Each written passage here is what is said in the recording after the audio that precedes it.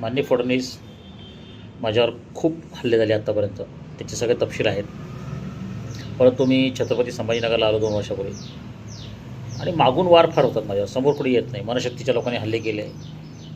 त्यामुळे आता काय झालं की असे कंटाळलो मी. आता किती हल्ले होणार, किती वेळा पाठीत खंजीर खुपसला जाणार, किती वेळा भाडोत्री लोक येणार अंगावर, किती वेळा सुपारी घेणार लोक, पोलीसवाले सगळं. तर आता कंटाळलो आहे मी. तर आता माझ्या इथे 4 लोक जे आहेत, प्रदीप नांदेडकर, पुरुषोत्तम पंडित, नितीन मुखेडकर आणि आणखीन काही लोक आहेत. तर मी असं ठरवलं की का ते सतत धमक्या ह्या सगळ्यांना कंटाळलो आहे मी. माझ्याकडे काही उपाय नाही आहे. मी आपलं पडून राहतो. खायलाही मला जे मिळतं ते खातो मी. औषधोपचाराला पैसे नाहीत, बाहेर जाऊ शकत नाही, चालायला गुडघ्यास त्रास होतो. लोक घरात येऊन शिवीगाळ करतात, धमक्या देतात. आता मी बायकोला सांगितलं की ती तर ऐकायला तयार नाही, कारण ती लोक पैसे घेते, व्यवहार करते, काय ते लोक येतात घरात मला मारतात. आता किती तक्रारी करणार, कुठे कुठे लढणार.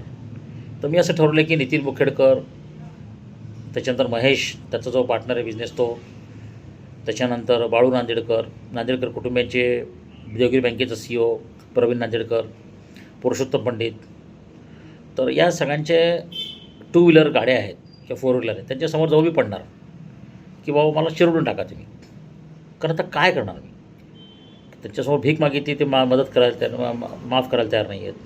त्यांना हात जोडले, त्यांना सेवा दिली, त्यांना समजून सांगितलं. आता ते माझ्यावर राखच धरतात, डोकंच धरतात, शिवीगाळच करतात, धमक्याच देतात. तर करू काय मी आता. बरं मी आत्महत्या केली तर काय उपयोग आहे त्याचा. तर त्यांना मारायचं मारावं, आणि अशी मारण्याची ऑफर मी सगळ्यांनाच देणार आहे. आता शरद पवारने माझ्या हल्ला केला, उद्धवने, मी सगळ्यांना सांगणार आहे की मला येऊन मारा ना तुम्ही, समोरून मारा, मागून नका मारू.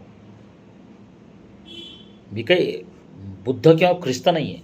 पण ख्रिस्तांना माहीत होतं की त्यांचं हे होणार आहे, पण तरी क्षमा केली. मी क्षमा करेन नितीन मुखेडकर, महेशला, सगळ्यांना क्षमा करेन.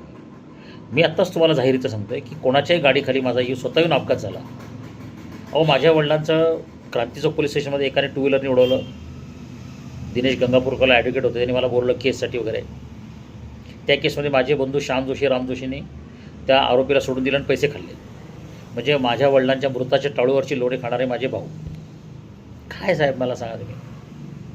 तर सगळं आहे ते आहे. निसर्गामध्ये हा अन्याय, विषमता जे काय आहे ते सगळं हिशोब ज्याचा ज्याचा पूर्ण होईल.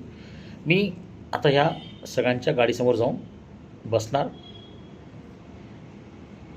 पडणार, मेलो, हातपाय तुटले, जे काय व्हायचं ते होईल. दुसरा काय पर्याय साहेब, काहीच राहिलं नाही.